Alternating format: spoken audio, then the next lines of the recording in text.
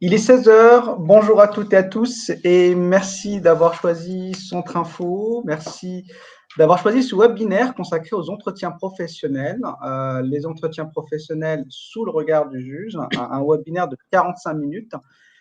45 minutes, c'est court. Nous tenterons de rester maître du temps, nous tenterons d'être concis, d'être précis et surtout, notre objectif, c'est de pouvoir interagir avec vous. N'hésitez pas à utiliser la fonction du chat pour communiquer avec nous. Pour communiquer aussi entre vous, vous êtes libre dans votre expression, vos questions, vos remarques, vos suggestions et voire vos propositions sont les bienvenues. Alors, ce webinaire est organisé par Parlons RH et Centre Info est très fier d'être associé à cet événement. Mais peut-être avant de rentrer dans le vif du sujet, avant de parler entretien professionnel, on va peut-être se présenter. Valérie, qu'est-ce que tu en penses? Excellente idée, Fouzi. Bonjour à toutes et à tous. Donc, je suis Valérie Michelet et je suis juriste en droit de la formation professionnelle à Centre Info. Merci Valérie. Pour ma part, je suis Fouzé Fetti, responsable du pôle droit et politique formation de Centre Info. Alors, rapidement, pour celles et ceux qui ne connaissent pas encore Centre Info, alors rapidement, Centre Info est un opérateur de l'État créé en 1976, un opérateur je dirais, assez original, Valérie, dans l'écosystème de la formation professionnelle. Alors, vous ne trouverez pas d'équivalent, puisque d'abord, c'est un opérateur qui a une mission de service public, mais qui est financé pour une bonne partie par ses ressources propres, surtout que Centre Info s'adresse à tous les acteurs de la formation professionnelle. Donc, c'est un peu la grande maison, je dirais, des acteurs de la formation où tout le monde a sa place, l'État, les partenaires sociaux, les régions, les instances européennes, mais aussi les entreprises, toutes les entreprises, peu importe le statut, la taille, le secteur d'activité, tout le monde est le bienvenu, puisque nous nous adressons aux fonctions RH, aux fonctions spécialisées dans le développement des compétences que vous exercez dans un campus, une université d'entreprise, un CFA d'entreprise. Centre Info est vraiment le bon interlocuteur si vous souhaitez faire de la veille, si vous souhaitez vous professionnaliser, puisque nous avons un catalogue de formation sur quasiment tous les sujets de la formation professionnelle. Si vous souhaitez être accompagné pour structurer, développer, mais surtout sécuriser votre activité formation, donc n'hésitez vraiment pas à consulter notre offre en ligne et à nous suivre notamment sur les réseaux sociaux. Voilà pour les présentations. Bon, on va commencer peut-être dans un premier temps à donner quelques repères à Valérie, puisque l'idée pour nous, c'est bien évidemment donner du sens au cours de cet entretien, au cours de ce webinaire qui parle de l'entretien professionnel, puisque l'entretien professionnel aujourd'hui, c'est un sujet qui est souvent appréhendé, notamment dans les entreprises, sous l'angle de l'obligation de faire, sous l'angle de la sanction financière. Mais peut-être pour commencer, il nous paraît important de comprendre d'où vient l'entretien professionnel et pourquoi on l'a rendu obligatoire pour toutes les entreprises. Je pense que c'est important d'avoir en tête quelques repères historiques qui vont nous aider plus tard, quand on va rentrer justement dans l'entretien professionnel, quand on va s'intéresser aux obligations, et surtout quand on va s'intéresser à ces obligations, mais côté contentieux, côté interprétation du juge. C'est un peu l'idée, puisqu'on a commencé à regarder les premières décisions du juge, et notamment des juges du fond, sur un certain nombre d'aspects qui touchent l'entretien professionnel. Voilà, il y a quelques tendances qui se dégagent, et donc on va vous les restituer ici. Mais d'abord, il faut donner du sens. Alors, l'entretien professionnel, si on commence un petit peu à regarder à l'échelle, je dirais, de l'histoire, il faut peut-être démarrer par l'année 1992. 1992, on a un arrêt, un célèbre arrêt, c'est l'arrêt Expovit, un célèbre arrêt de la Chambre sociale de la Cour de cassation qui nous dit la chose suivante, l'employeur est tenu d'exécuter de bonne foi le contrat de travail, il a le devoir d'assurer l'adaptation de ses salariés à l'évolution de leurs emplois. Alors, ce qui est intéressant ici, c'est que le juge prononce cette décision qui sous-entend une obligation de former à chaque fois que l'emploi du salarié évolue. Et il prononce cette décision sans se référer au Code du travail. Et pour cause, à l'époque, il n'y avait rien dans le Code du travail, puisqu'il va falloir attendre la loi Aubry en 2000, Donc, deuxième date, importante à retenir, pour que l'obligation d'adaptation au poste de travail soit introduite officiellement dans le Code du travail. Alors, l'adaptation au poste de travail, tout le monde sait à peu près ce que c'est. Alors, je vous donne un exemple très simple. Je vous recrute pour occuper le poste de gestionnaire paye parce que vous maîtrisez le logiciel Y, mais du jour au lendemain, je change le logiciel, je vous mets le logiciel X. Voilà, je serai un peu dans l'obligation de vous former à ce nouveau logiciel pour vous adapter à votre poste de travail, faute de quoi vous ne pourrez pas travailler ou travailler correctement. Et on est d'accord que les connaissances, les compétences que vous aurez acquis à l'issue de cette formation seront mobilisées dans la même fonction, dans le même poste de travail. Vous resterez gestionnaire paie. Donc l'adaptation au poste de travail, on voit à peu près ce que c'est. Sauf que, sauf que la loi Aubry, donc de 2000, va non seulement donc, introduire cette obligation d'adapter le salarié à son poste de travail, donc officiellement, je dirais, dans le Code du travail, mais elle va ajouter une deuxième obligation. Cette deuxième obligation va nous intéresser particulièrement. Cette deuxième obligation consiste à dire les employeurs doivent en plus veiller à maintenir la capacité du salarié à occuper un emploi. Veiller à maintenir la capacité du salarié à occuper un emploi. Alors, qu'est-ce que ça signifie? Ça signifie que les employeurs doivent être attentifs, doivent être vigilants à l'employabilité de leurs salariés. Et là, ce n'est plus de l'adaptation au poste de travail, c'est déjà autre chose. On va voir que très vite, le juge va donner vie à cette nouvelle obligation en sanctionnant les entreprises, et là, ça fait penser un petit peu déjà à l'entretien professionnel, en sanctionnant les entreprises à verser des dommages et intérêts à des salariés qui n'ont jamais été formés. En partant du principe que l'absence de formation cause directement un préjudice aux salariés concernés. Alors, les premières affaires ont commencé en 2007 et après, c'est devenu une jurisprudence constante. On a eu plusieurs affaires. Ça a concerné, alors, de mémoire, des garçons de cuisine, des préparateurs véhicules, il y avait des ouvriers de la métallurgie. En tout cas, le point commun, c'était que c'était des salariés peu ou pas qualifiés. Tous ces salariés ont obtenu des dommages et intérêts en faisant constater que leur employeur ne les avait jamais formés. Les employeurs, alors, étaient un petit peu surpris par ce type de décision. Ils ne comprenaient pas pourquoi on leur reprochait de ne pas former leurs salariés. Et je prends l'exemple des garçons de cuisine. Leur employeur avait rétorqué en disant la chose suivante, évidemment à travers leur avocat, leur conseil, que les garçons de cuisine faisaient très bien leur travail. Les garçons de cuisine faisaient très bien la plonge. À quoi bon les former? D'autant plus que l'employeur en question n'avait pas de poste d'un niveau de qualification plus élevé à leur proposer. Donc c'est vrai qu'il y avait une sorte d'incompréhension, mais le juge, et c'est ça qui est intéressant, va leur rétorquer que ce qu'on vous reproche, ce n'est pas d'avoir manqué à votre obligation d'adaptation au poste de travail. Les garçons de cuisine sont très bien adaptés à leur poste de travail, il n'y a pas de problème. Ce qu'on vous reproche, c'est de ne pas avoir respecté justement cette deuxième obligation, celle qui consiste à veiller, à être attentif, à maintenir la capacité, nous dit le Code du travail, la capacité du salarié à occuper un emploi. C'est-à-dire le Code du travail ne dit pas leur emploi ou son emploi, dit un emploi au sens large, ce qui signifie que l'employeur doit finalement se préoccuper non seulement de l'employabilité interne de ses salariés, mais aussi de l'employabilité externe. Ce qui peut paraître un peu sévère pour certains employeurs. Alors, c'est la raison pour laquelle, alors je fais assez vite, Valérie, c'est la raison pour laquelle les partenaires sociaux, en 2013, vont vouloir outiller, donc en négociant un accord interprofessionnel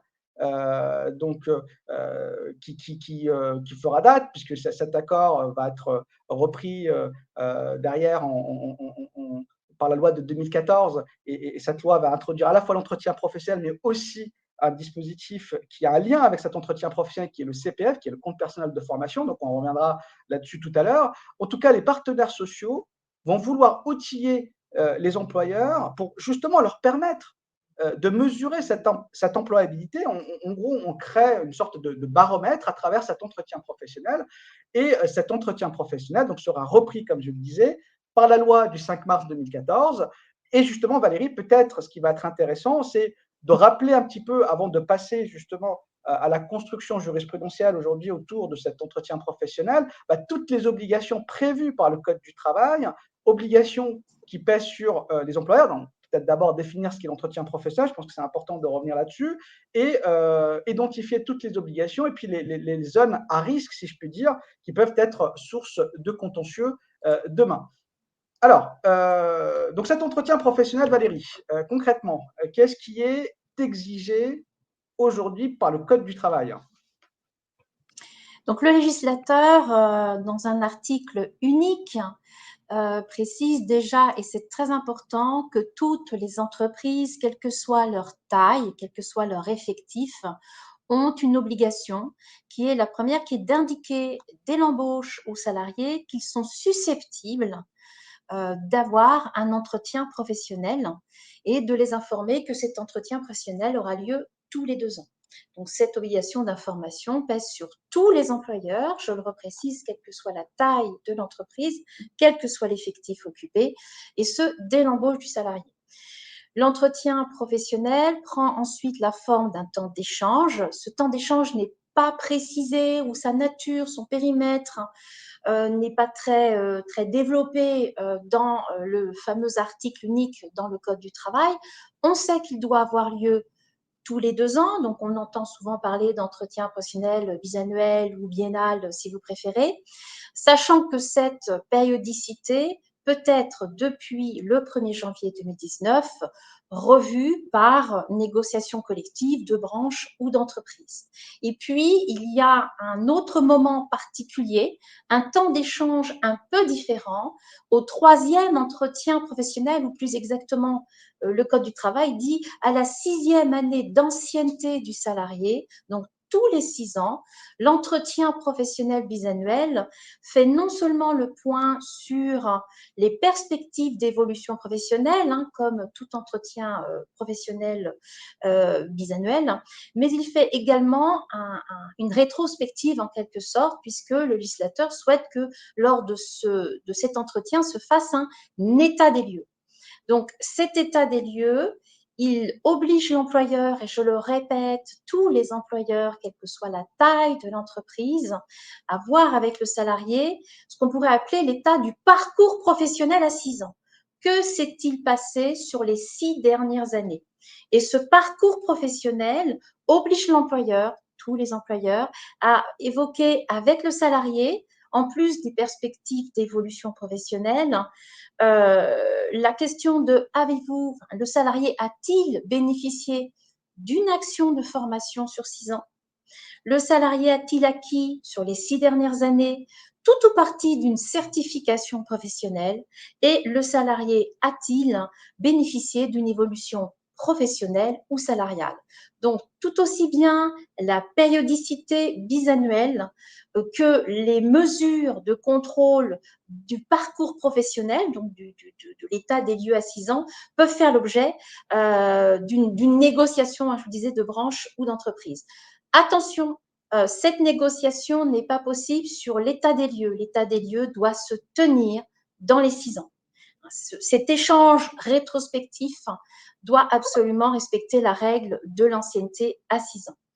Un autre point important, parce que je vous en reparlerai, je le réévoquerai lorsque je vous présenterai un peu les premiers éléments de jurisprudence, lors des entretiens, quel que soit l'entretien, que ce soit les entretiens bisannuels ou l'entretien d'état des lieux à 6 ans, il est obligatoire pour l'employeur de fournir un certain nombre d'informations.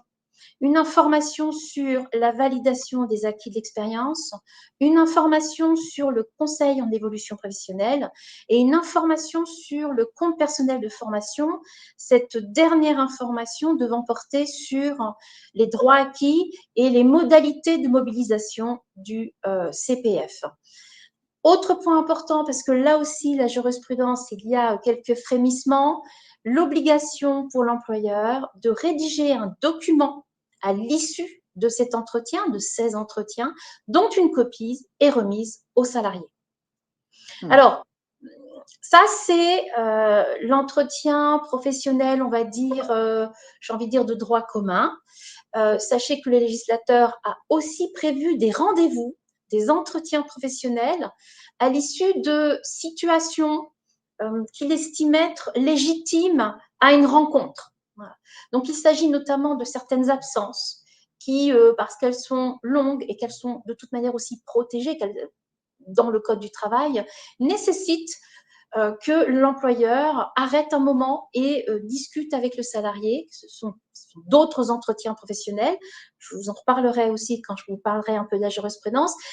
Il s'agit de l'entretien professionnel obligatoire à l'issue d'un retour congé maternité, congé parental d'éducation, le congé proche aidant, le congé d'adoption, congé sabbatique, éventuellement à l'issue d'une période de mobilité volontaire sécurisée, d'un arrêt longue maladie au sens de la sécurité sociale, on va se positionner sur le 6 mois et plus, et à l'issue, alors le texte dans le livre 6, la 6e partie du Code du travail évoque à l'issue du mandat syndical, mais c'est à l'issue, d'une manière plus générale également, du mandat tenu aussi par un élu, pas que par quelqu'un qui est désigné.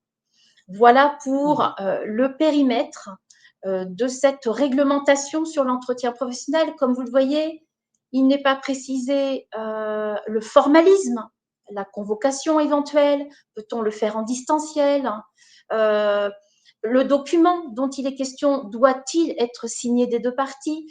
Tous ces éléments ne sont pas abordés, ces points ne sont pas abordés par le législateur. D'une certaine manière, cela donne bien sûr plus de marge de manœuvre aux entreprises, soit pour négocier, pourquoi pas, quelques branches professionnelles ont encadré un peu plus procéduralement les entretiens professionnels et nous verrons ce que la jurisprudence tente de construire pas à pas. Voilà. Alors, Valérie, d'abord, peut-être effectivement concernant l'objet de cet entretien, très clairement, l'idée, c'est de parler de l'entreprise de demain avec le salarié d'aujourd'hui. Ce qui est sûr, c'est qu'il y a une définition négative. Il ne faut surtout pas parler d'évaluation du travail. Donc ça, très clairement, ça veut dire quoi? Ça veut dire que ce n'est pas un entretien managérial, c'est un entretien RH avant tout. Alors, et justement, j'en profite puisqu'on a une question de Gwena Ella qui nous dit c'est bien le manager qui mène ces entretiens, quel est le rôle de la DRH pilotage suivi? Alors, bien évidemment, rien n'interdit, hein, on est d'accord, Valérie, au manager de mener l'entretien. Alors, le texte du travail dit l'employeur. Oui, non, mais l'employeur. après. Donc, il faut que ce soit quelqu'un qui ait délégation pour. Tout à fait. De par ses fonctions, de par éventuellement une délégation de pouvoir. Voilà, c'est l'employeur ou son représentant. En tout cas, rien n'interdit à un manager de mener cet entretien, mais encore une fois, l'objet n'est pas un objet managérial, c'est un objet RH. Donc, ça veut dire quoi? Ça veut dire que le manager doit être outillé, très clairement, par les services RH. Donc, la question, quelle articulation entre le DRH et le manager, pour des raisons, je dirais, pratiques, peut très bien mener l'entretien. Encore faut-il qu'il ait tous les outils pour pouvoir mener cet entretien. Donc ça, c'est très, très important, effectivement, à rappeler, puisqu'il ne faut pas confondre l'entretien professionnel avec l'entretien annuel, l'entretien d'évaluation, où là, l'objet est très différent, puisqu'on va être plutôt sur les objectifs, alors qu'au contraire, l'entretien professionnel, on est sur les perspectives, notamment d'évolution en termes de qualification, en termes d'emploi. Donc, ça veut dire que le manager est capable de parler de ces perspectives-là. Hein, donc, bien, je pense, préciser que le manager est tout à fait légitime, bien évidemment, s'il est légitimé par sa direction, par l'employeur, de mener donc l'entretien, mais il ne faut pas se tromper d'objet, c'est un entretien RH. Donc, concernant cette fois-ci la question, alors on va revenir, et j'essaie de prendre des questions comme ça à la volée. Pour les bilans à 6 ans, concernant la date de l'entretien, doit-on prendre en compte strictement la date d'embauche du salarié ou peut-on fonctionner par campagne? Tous les salariés arrivés en 2017. Valérie, on va revenir là-dessus. Alors, du coup, je ne sais pas si je réponds de suite ou si on peut amorcer, mais rapidement. On reviendra là-dessus parce qu'effectivement, on va faire un point sur ces questions-là. la question de savoir est-ce qu'on prend en compte l'ancienneté du salarié ou il est possible effectivement d'avoir un décompte un peu différent. C'est vrai que c'est des choses qu'on verra, et notamment avec les décisions des juges du fond, notamment la Cour d'appel, qui nous donnent un certain nombre de précisions. Donc, si, voilà, on va les laisser pour après. Donc, comme ça, oui. Je peux peut-être prendre à la volée Allez. la question de Gwenaëlle Duval. Quelles sont les certifications devaient être mentionnées dans l'entretien bilan? Comme le législateur parle des certifications étant obtenues par la formation ou la VAE, on va considérer qu'il s'agit bien entendu des titres RNCP et éventuellement, comme vous le savez désormais, des blocs de compétences, puisque les blocs de compétences sont éligibles à la VAE. Je pense que ce lien que le législateur fait avec la VAE lorsqu'il parle des éléments de certification vous renvoie directement au RNCP et pas au RS. Après, vérifier si éventuellement la jurisprudence, moi je n'ai pas vu de décision de justice sur ce point, mais en me positionnement sur ce que prévoit L6315-1, je pense qu'on peut vous répondre en ce sens. Je propose d'avancer parce que le temps quand même… Beaucoup de questions, beaucoup de questions. Voilà, l'idée c'est de prendre vraiment du temps après pour répondre. Alors voilà, on essaiera de faire ce qu'on peut, mais on va continuer. On va continuer. Donc l'idée c'est aussi de comprendre quelle est finalement la sanction si je ne respecte pas mes obligations. Donc la sanction aujourd'hui, c'est quelque chose qui est dans le Code du travail. Donc c'est assez précis. Donc alors tous les 6 ans, et on reviendra sur la question, je dirais, des échéances, tous les 6 ans, je dois faire cet état des lieux où là, je vais devoir checker 2 éléments. Alors Valérie, est-ce que tu peux nous en dire un peu plus sur ces 2 éléments et concrètement, si il me manque un élément, qu'est-ce qui se passe derrière, qu'est-ce que je risque et si je dois respecter à la lettre ce que dit le Code du travail, à qui je dois verser et combien je dois verser. Et si je ne respecte pas la lettre ce que dit le Code du travail, qu'est-ce qui se passe derrière et quels sont les risques, notamment vis-à-vis du contrôle? Alors, on est d'accord là. Retenez bien que ce que je vais vous présenter concerne les entreprises de 50 salariés et plus, contrairement aux principes généraux de l'entretien professionnel et concerne toutes les entreprises. Dans les entreprises, disons, de grande taille, 50 salariés et plus, lors de l'entretien à 6 ans, il va falloir notamment isoler, par rapport à ce que je vous ai présenté tout à l'heure, un autre check quelque part. Rappelez-vous, tout à l'heure, je vous ai dit, on check si le salarié a suivi au moins une action de formation, s'il a acquis des éléments ou la totalité en VAE ou en formation de certification et s'il a bénéficié d'une évolution salariale ou promotionnelle. Eh bien, dans les plus de 50 salariés, il faut non seulement vérifier ces 3 points dits de parcours professionnel, mais il nous faut également vérifier si, parmi les formations dont a bénéficié le salarié, il y a une formation autre qu'obligatoire au sens du Code du travail et que bien évidemment, mon salarié a eu tous les entretiens professionnels auxquels il avait le droit de par sa situation, que ce soit parce qu'il était là tous les 2 ans, que ce soit parce qu'il est revenu d'un congé maternité, qu'il a eu une absence longue maladie, peu importe. Donc, vérifier bien entendu que tous les entretiens professionnels ont lieu et vérifier non seulement qu'il a été formé, mais qu'il a surtout eu une formation autre qu'obligatoire. Donc, vous rappelez peut-être ce qu'est la formation non obligatoire au sens du Code du travail. Donc, une formation obligatoire, plus exactement par défaut, vous aurez les non obligatoires. C'est celle qui conditionne l'accès à une fonction ou à un emploi. Et cette formation, elle est prévue par un texte. Ça peut être un texte international, européen, législatif, réglementaire. Dès lors que vous avez un texte qui a une valeur normative et qui prévoit une formation nécessaire pour l'exercice d'un emploi ou juste d'une fonction, vous êtes face à une formation obligatoire. Il faut donc que mon entreprise de plus de 50 salariés vérifie que mon salarié a eu autre chose que des formations obligatoires, de par la fonction ou de par l'emploi qu'il occupe. Si ce n'est pas le cas, alors on verra tout à l'heure les frémissements jurisprudentiels de est-ce qu'il faut les deux conditions ou une seule suffit pour être condamné. On verra ce qu'il en est tout à l'heure.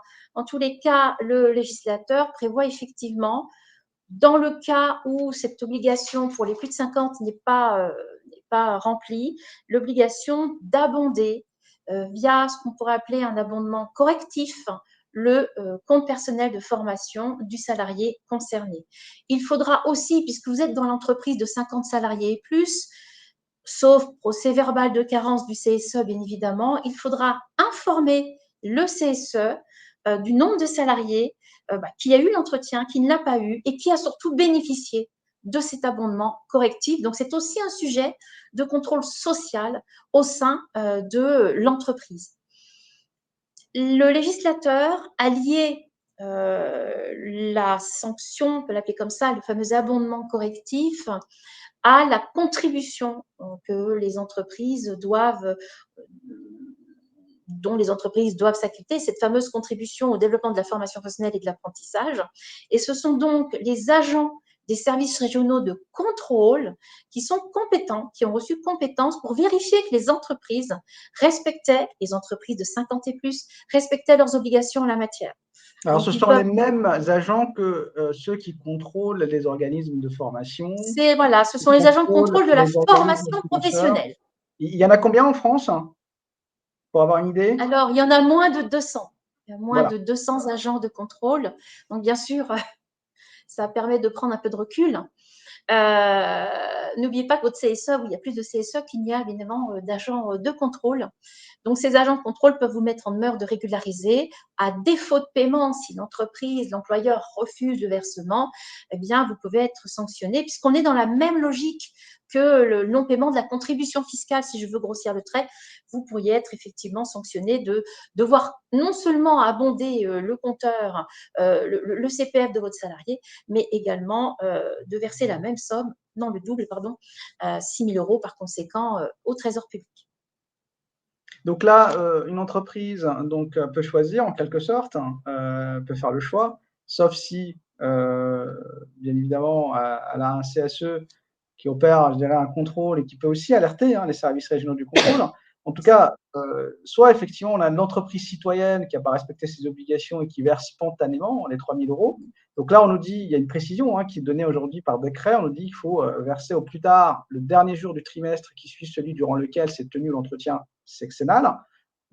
Donc c'est un versement, un virement à faire via l'espace des entreprises et des financeurs qu'on appelle EDEF.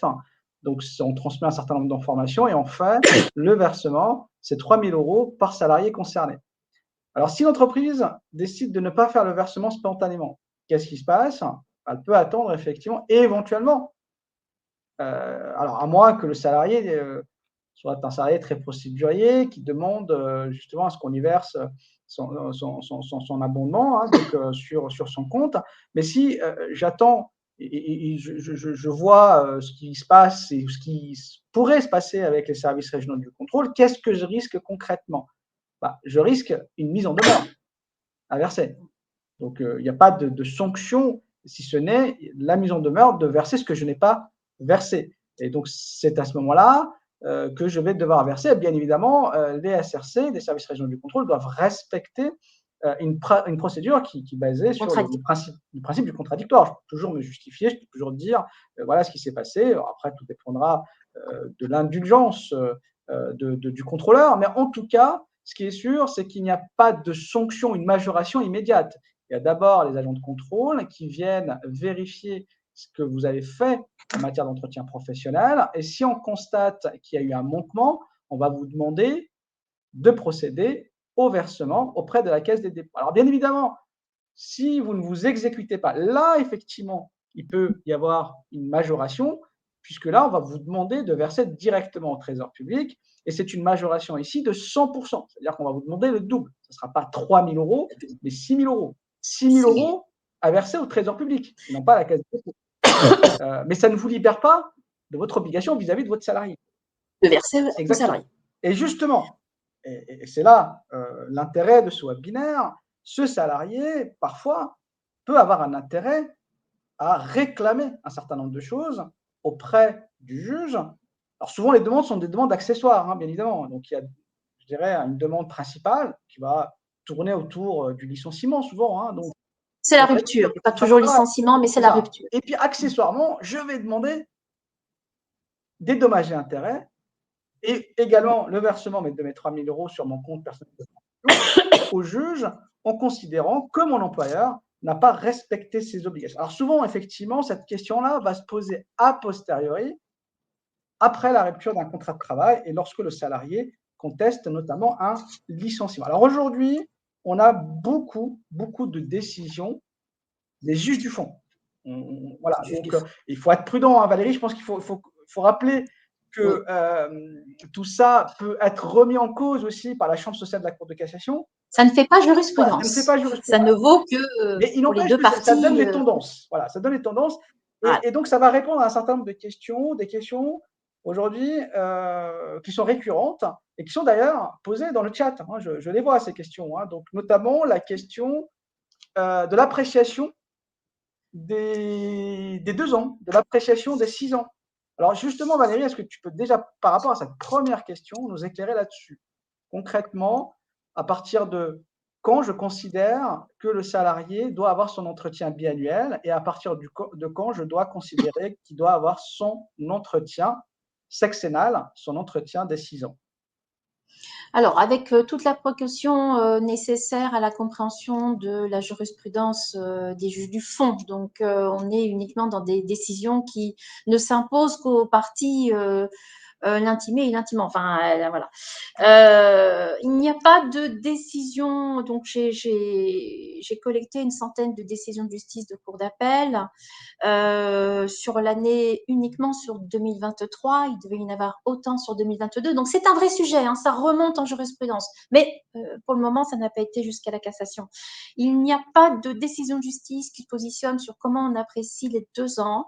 En revanche, il y a une décision de justice que j'ai trouvée, alors après, il faudra voir si elle se confirme ou pas, particulièrement intéressante sur les 6 ans. Je vous disais notamment que la périodicité des 2 ans pouvait être revue.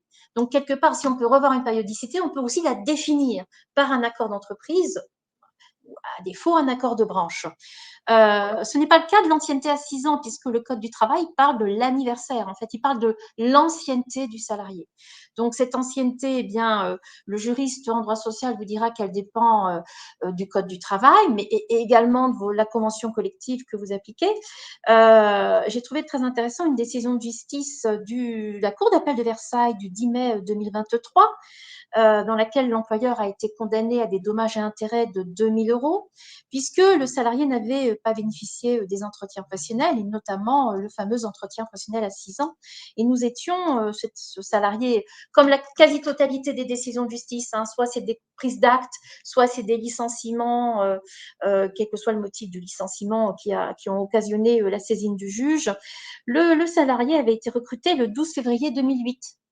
Bien sûr, réflexe de l'employeur, vous quittez l'entreprise avant, en courant 2020, voilà, il était parti courant 2020, vous n'avez pas encore les 6 ans, puisque pour cet employeur, il fallait démarrer au 7 mars 2014, date d'entrée en application de cette obligation.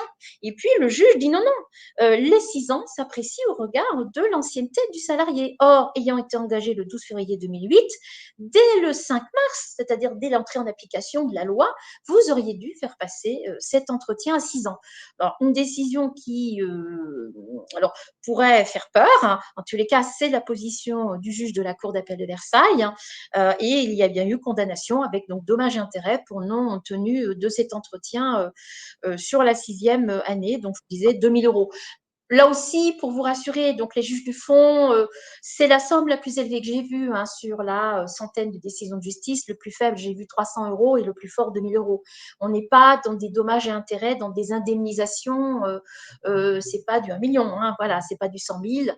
Mais n'oubliez pas qu'avec la barémisation dite Macron, les indemnités de licenciement pour cause réelle et sérieuse sont désormais barémisées. Donc, c'est toujours intéressant de voir que c'est un moyen d'obtenir des dommages et intérêts.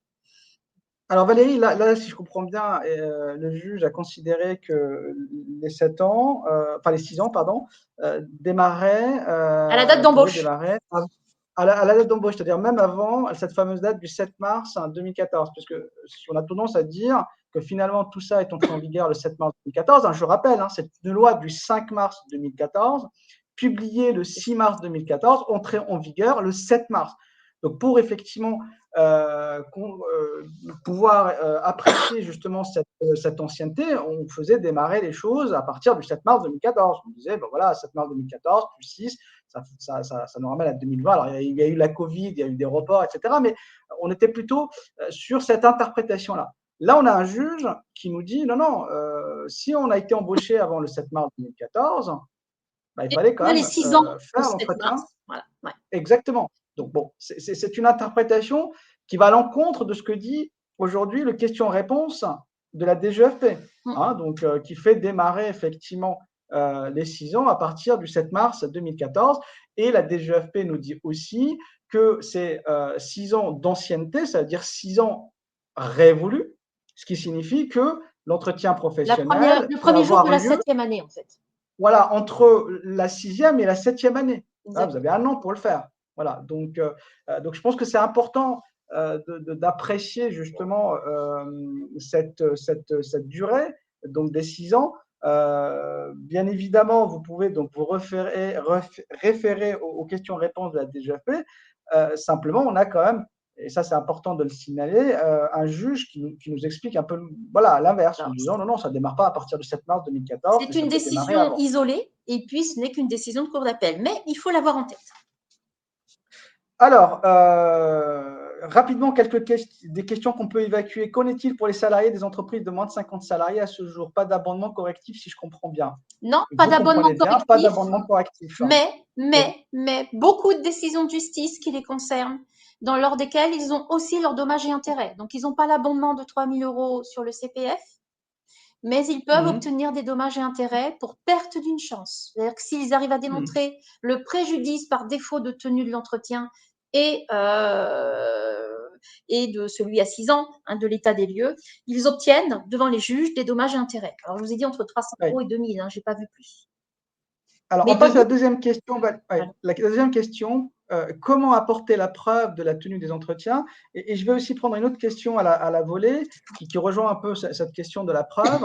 Si nous avons proposé des formations à un salarié qu'il a toujours refusé, sommes-nous quand même dans les clous lors de l'entretien professionnel de décision? Donc, cette question des preuves, voilà, de la preuve que je dois apporter, d'abord pour prouver que j'ai bien réalisé les entretiens professionnels et également que j'ai respecté mes obligations, notamment en matière de formation. Donc, la traçabilité, hein, si je dois résumer. Comment ça se passe et quelles sont les exigences aujourd'hui du juge en la matière? Alors, il y a une décision de justice qui, à mon avis, devrait donner lieu à cassation. Enfin, je ne sais pas, mais je me demande qui concerne un grand groupe industriel automobile français qui a perdu dans cette affaire. Donc, c'est Cour d'appel de Rouen, 13 avril 2023, qui est extrêmement détaillé. Je ne peux que vous en conseiller la lecture et qui conduit à il a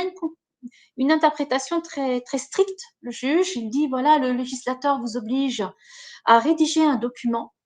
L'absence de ce document me conduit à considérer que l'entretien n'a pas eu lieu. Donc, l'employeur, donc ce grand groupe industriel de l'automobile française, avait précisé, il avait apporté d'autres éléments, il avait apporté le guide. Chaque salarié et chaque manager avait un guide sur la réalisation de l'entretien. Il y avait également une grille qui avait été transmise au salarié. Le salarié confirmait avoir reçu la grille, mais il contestait avoir eu l'entretien. Et pour le juge, si pas de document, le fameux document dont une copie est remise au salarié, si l'employeur ne peut pas produire ce document, il considère qu'il n'y a pas la preuve, à défaut, lorsque le salarié conteste la réalisation effective de l'entretien, eh bien, il n'y a pas eu d'entretien. Donc, attention, produire une trame, produire des guides, démontrer que vous mettez tout en œuvre pour que les entretiens aient lieu. ne remplace pas le seul élément de preuve, visiblement, en tous les cas, c'est ce que le législateur aussi précise, hein, c'est ce document dont une copie est remise au salarié, qui est le seul élément pour le juge de la Cour d'appel de Rouen, en tous les cas, dans cette décision, qui peut faire la preuve de la réalité de l'action de formation.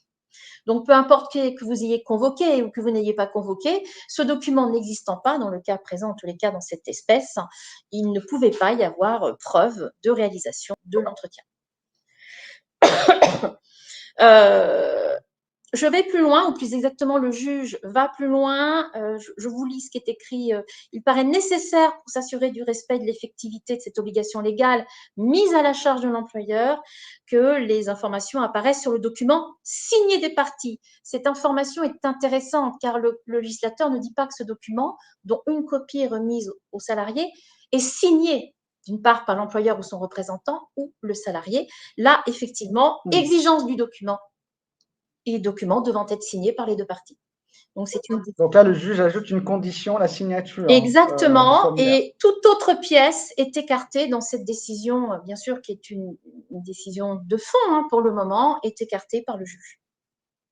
Donc, dans le cas présent, bien sûr, le salarié a obtenu non seulement des dommages et intérêts, mais également, bien entendu, les 3 000 € sur son compte. Alors, au-delà justement du formalisme, il y a des informations qui doivent être données aux salariés au cours de l'entretien professionnel. Tu l'as dit tout à l'heure, il faut informer sur la VAE, sur le conseil en évolution professionnelle, sur le CPF.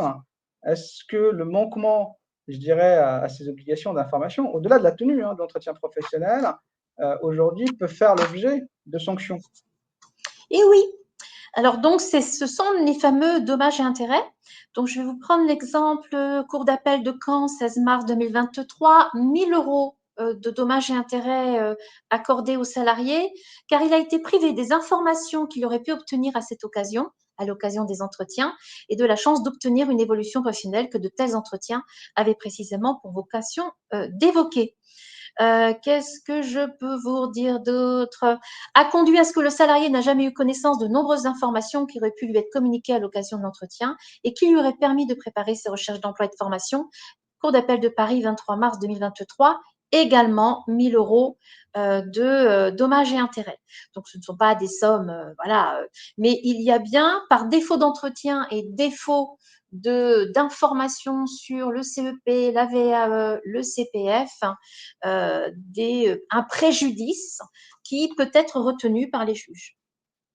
Donc là, il ne faut surtout pas négliger aussi de constituer des preuves sur l'information, au-delà de la tenue de l'entretien, c'est-à-dire que les informations ont bien été communiquées. C'est très, très important et que vous avez bien informé sur la VAE, sur le CPF et sur le conseil en évolution professionnelle. Alors, je reprends ma cour d'appel de Rouen avec mon grand groupe automobile industriel français. Le juge considère que ces informations, même si elles sont dans le fameux guide à destination des managers, par exemple, là c'était le cas, ça ne suffit pas en soi pour établir et contrôler qu'en réalité, ces informations étaient données aux salariés concernés.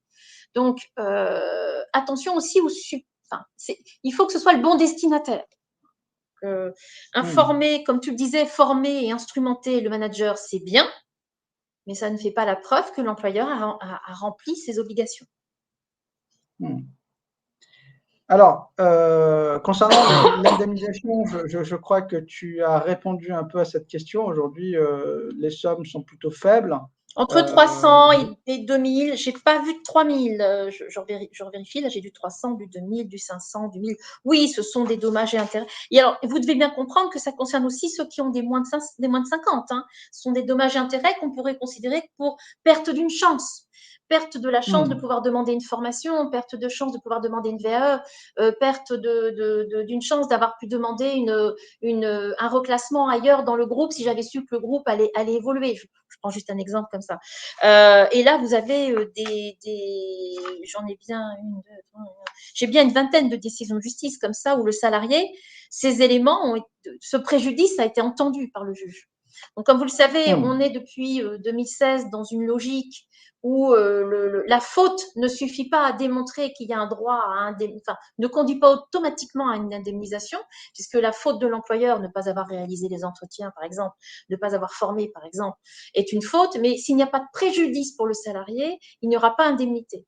Donc, eh bien, on a quand même sur la centaine de décisions de justice, j'en ai bien une trentaine, où le juge a retenu les arguments du salarié qui disait bah, j'ai pas eu d'infos, j'ai pas pu échanger, j'ai pas pu comprendre où allait mon entreprise et où allait mon secteur d'activité. Hein. Parfois, c'est la branche professionnelle et j'ai perdu la chance de pouvoir rebondir après la rupture de mon contrat. Et le juge, il est sensible et indemnise. Ce ne sont pas des sommes importantes. En tous les cas, pendant les décisions de justice que j'ai vues, je vous dis, on est vraiment entre 2000, c'est le plus que j'ai vu, et 300, le minimum. Alors, une dernière question, Valérie, c'est une question qui nous a aussi été posée dans le chat. Au cours de l'entretien bilan des 6 ans, comment on apprécie le respect des obligations de l'employeur?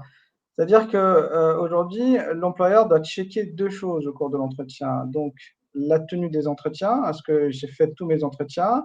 Et je dois aussi checker, est-ce que mon salarié a bénéficié d'une formation autre qu'une formation obligatoire? Question, est-ce que les 2 éléments sont cumulatifs ou alternatifs? C'est-à-dire que si j'ai fait mes entretiens, mais je n'ai pas dispensé l'action de formation, est-ce que je dois les 3 000 €? Donc, est-ce que je dois verser les 3 000 € à la Caisse des dépôts? À l'inverse, si je n'ai dispensé que l'action de formation, mais je n'ai pas fait tous les entretiens professionnels, là aussi, est-ce que je considère que le fait d'avoir fait les entretiens professionnels, ça suffit et je peux effectivement être libéré de ce versement. Alors, Donc, pour voilà, est-ce que c'est cumulatif, l'administration, alternatif? Oui. pour l'administration, il est nécessaire que, dès lors qu'il manque un des 2 éléments, même si l'employeur a fait tous les entretiens, mais il n'a pas formé, ou bien il a formé, il n'a pas fait d'entretien, la sanction, en tous les cas, pour les entreprises de plus de 50, une fois de plus, on est sur l'abondement du CPF, la sanction est due. Pour les juges sont moins, en tout cas, les juges sur la question de l'indemnisation, pas sur la question, ils se positionnent pas trop sur la question de l'abondement. J'ai vu plutôt des questions sur la demande d'indemnisation.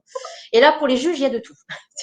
Donc, pour les juges de la cour d'appel, 2 cours d'appel, vous avez à la fois des décisions de justice qui disent l'entretien professionnel, en fin de compte, il est là pour vérifier que vous progressez et que vous avez des formations. Donc, dès lors que je constate, moi, juge, que vous avez été formé, peu importe que vous n'ayez pas eu tous vos entretiens professionnels. Alors que d'autres décisions de justice sont plus dans la lignée de la position de l'administration, qui est de dire c'est un tout. L'obligation est en fait à apprécier de manière globale et on ne peut pas se libérer de l'abondement, en tout cas de sa responsabilité, si on n'a fait que l'un des deux. Et on a fait tous les entretiens, on n'a pas fait de formation, on a fait de la formation, on n'a pas fait tout l'entretien. Ceci dit, quand même, les cours d'appel qui rejettent la responsabilité disant non, il n'y a pas de violation, sont quand même plutôt celles qui constatent qu'il n'y a pas eu les entretiens, mais qu'il y a eu de la formation. Autre que de la formation, on va dire, la fameuse formation qui conditionne l'exercice d'une fonction ou l'accès à un emploi. Bon. Ce webinaire arrive à sa fin, Valérie. C'est trop court. Merci infiniment. Trop court, trop court. On nous demande effectivement de clôturer. Merci infiniment de l'avoir suivi. Merci vraiment pour votre participation, pour toutes les questions que vous nous avez posées. Merci encore Valérie, c'est toujours un grand plaisir d'animer avec toi. Prenez soin de vous, prenez soin de vos proches et à très bientôt. Au revoir. Merci, au revoir à toutes et à tous.